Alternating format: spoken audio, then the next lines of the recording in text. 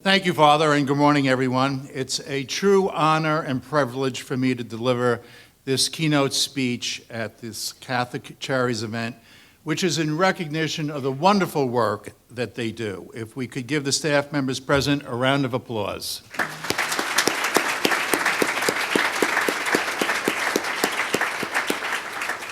I'd also like to recognize Bishop Caggiano and the distinguished members of the dais and congratulate Mayor Boughton on his victory.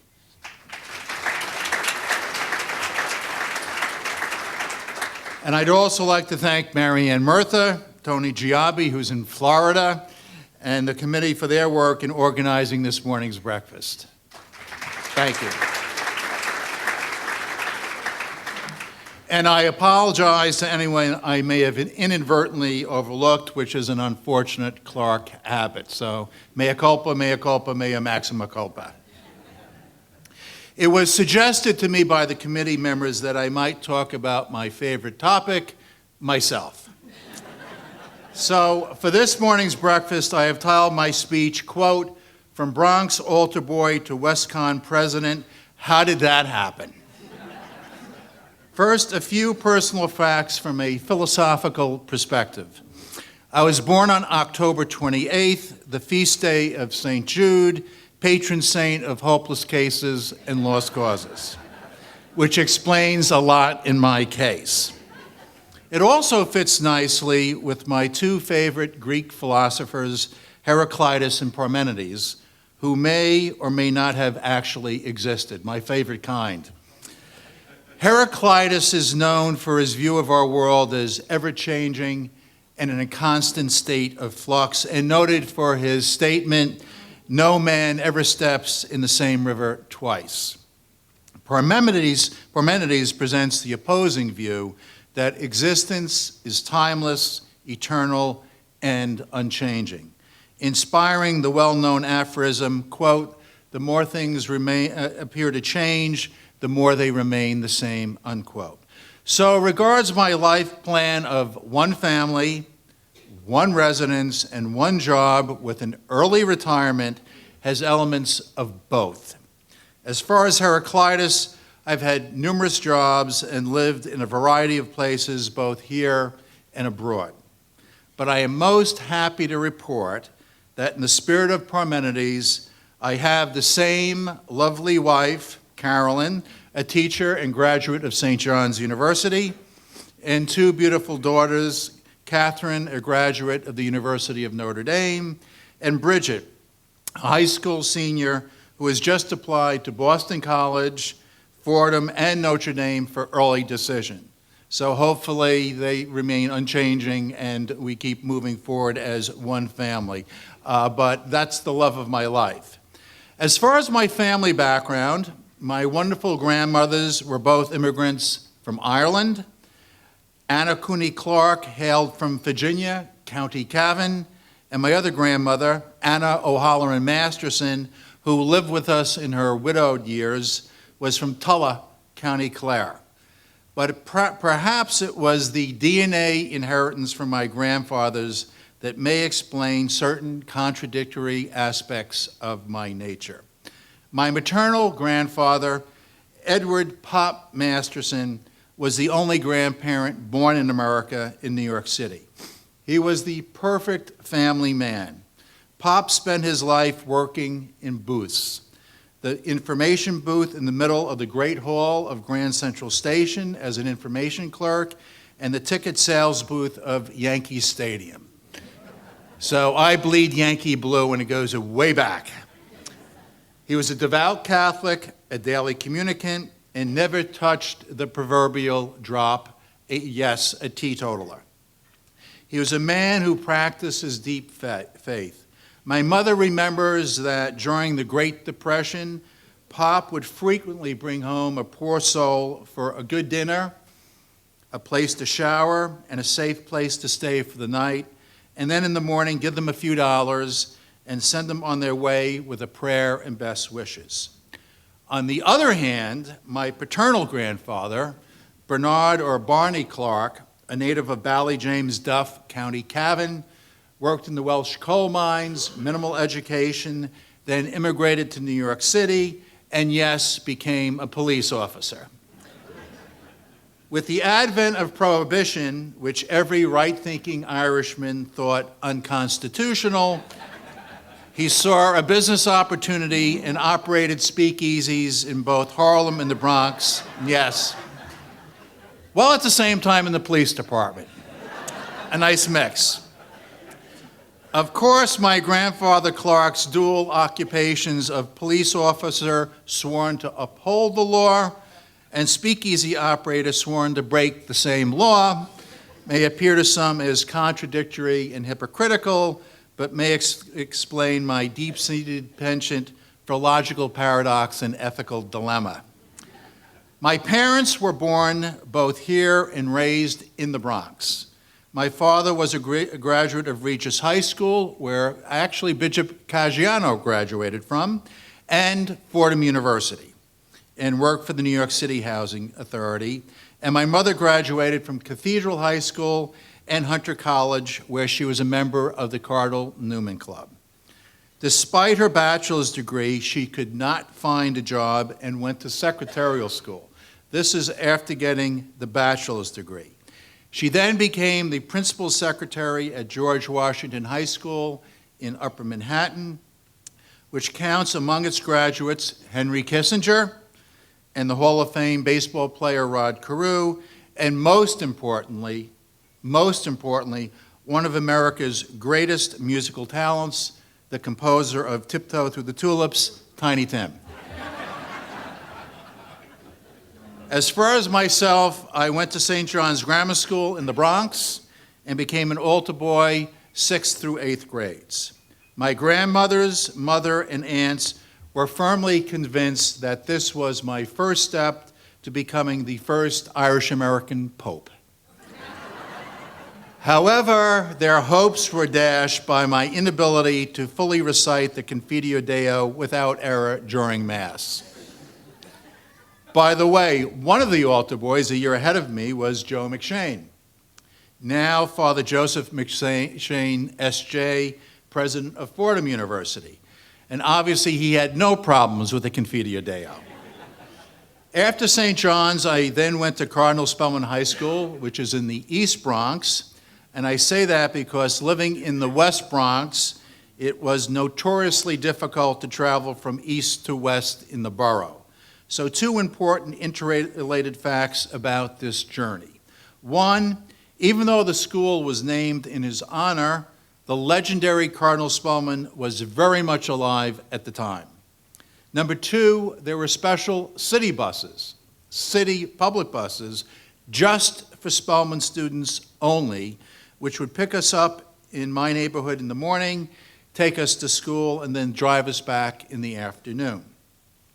Unfortunately, the good Cardinal died my senior year, and the year after, the public bus service was abruptly terminated. To this day, I do not know the reason the public bus service was ended, and the separation of church and state was regrettably reinstated. But I suspect it had something to do with either the passing of the great Cardinal or my graduation. After high school, I attended Providence College with Dominican Fathers, where I was first introduced to my great love philosophy, and of course, Aquinas and Albertus Magnus, among others. Upon graduation, I was selected by the United States government to work abroad for 2 years in then West Germany under the auspices of the 8th Infantry Division, United States Army. Anyway, it was in basic training in Fort Jackson, South Carolina, that the second calling of Clark occurred. The company captain announced that one day we were going to the base gym to hear presentations from various units of the Army for which we could volunteer. As a side note, I had been dating a lovely young lady from Bay Ridge, Brooklyn, a graduate of Mount St. Vincent College in the Bronx, Riverdale. So we went into the gym and heard presentations from Special Forces, Green Berets, Airborne Rangers, demolition experts, etc. But it turned out the last speaker was a Protestant chaplain who was recruiting for chaplain's assistants. He then casually mentioned that the training base was in Fort Hamilton, which was located in Bay Ridge, Brooklyn. And that's how I became the Roman Catholic chaplain's assistant for the 8th Infantry Division. I think it was a combination of romance, and I'm sure the Holy Spirit played a part and was responsible for my good fortune. And yes, I did receive a Dear John letter from the young lady from Bay Ridge when I was overseas in the Army, but at least she got my first name right. After returning home from the Army, I worked for a number of years in various New York City agencies and then met my wife. Now, to break my droning on about myself and to be interactive with you in the audience, that's what we learn in education, I have a short quiz, and now please remember my Irish Catholic ethnocentricity. So our first question is, for the group, on what day or feast day, hint, did I meet my wife? St. Patrick's Day, right. We're off to a great start here. Question number 2, in what type of establishment did I meet my wife? I'll answer that one myself, an Irish pub. But Carolyn was working there moonlighting because she was a teacher in the New York City Board of Ed and earning extra money. So she was actually working in, as we say, the joint when I appeared that day. Question number 3, and who introduced us? The person's occupation will suffice. A police officer.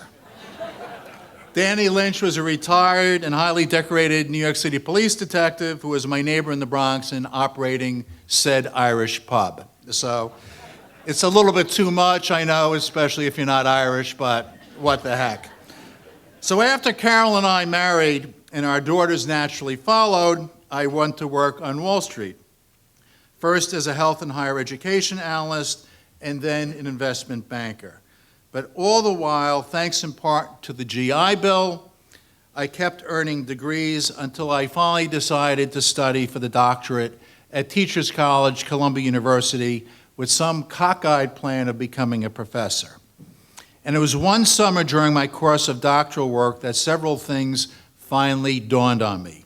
Number 1, I was at an advanced age where a professorship in the traditional sense of a full-time tenure-track position was not in the offing. Number 2, I was at Teachers College, which was the longtime academic home of the noted philosopher John Dewey, and had not read any of his works. So instead of doing research on my dissertation that summer, which I should have been doing, I was determined to read Dewey and the other great philosophers of education. While in the library, I came across an anthology aptly entitled Selected Works of the Great Philosophers of Education.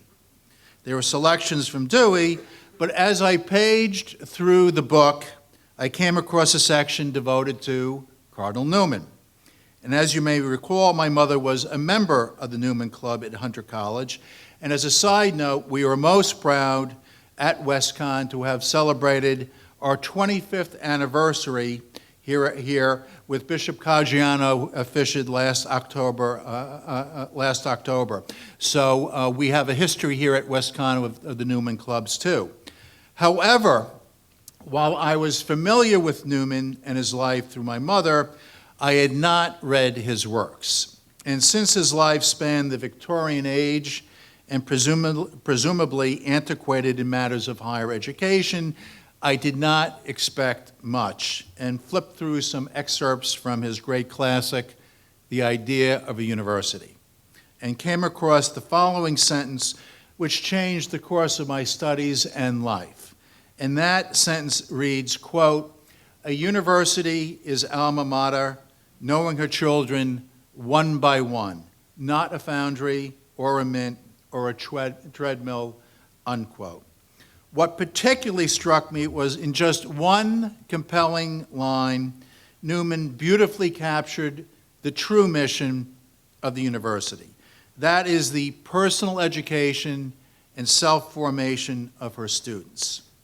And the imagery is telling. For Newman, who as a Victorian lived during the so-called industrial age in Great Britain markedly contrasts the university as a mother caring for her children versus the drudgery and impersonality of the factory, a humanizing experience versus a dehumanizing one. Thus, I began to read Newman in earnest and was startled to encounter a wonderful stream of revelations about one's life, our faith, and true higher education. I was so taken that I committed the mortal sin of doctoral work and changed my dissertation topic in midstream. Don't do that. And concentrated on an examination of all his great works and the significant contribution he made to so many fields, including philosophy, theology, literature, and of course, education. Then in due time, I completed my dissertation on Newman and received my doctoral degree in May 2001. After that, I continued working on Wall Street, thinking that once I'd retired, I could become an adjunct professor at a small Catholic college. Then, as we all painfully recall, 9/11 occurred. My dear mother died the week before, and yes, I was in Manhattan that terrible, tragic day.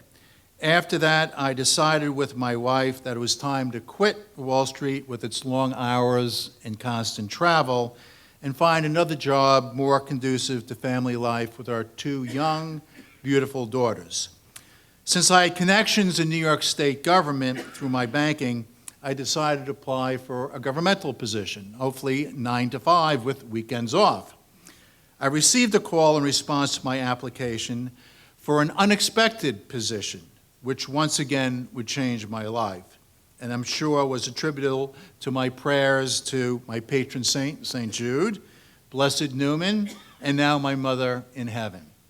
My friend in state government on the phone call was familiar with my banking experience in higher education, but he said, reviewing my resume, he did not know that I had a doctorate in education, and would I be interested in the position of interim president of SUNY Plattsburgh, whose president had just departed.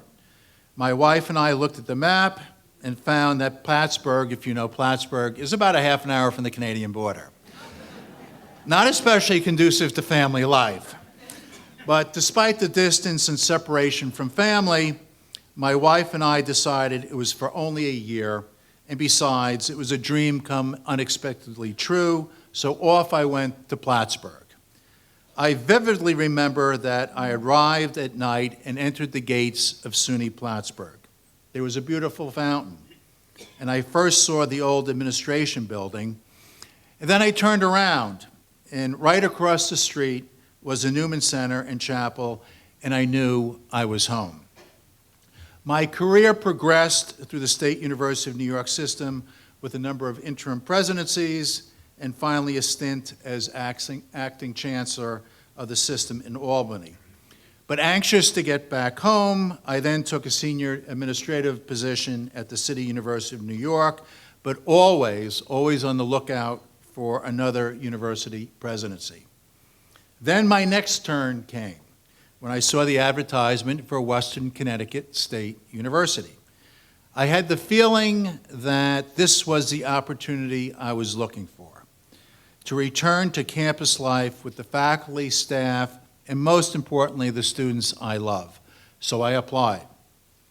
Again, much prayer was said, and somehow I was selected as president, certainly a miracle of miracles.